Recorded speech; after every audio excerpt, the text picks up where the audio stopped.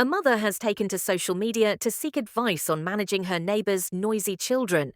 These children are causing disturbances until 9 p.m., yet their parents remain silent.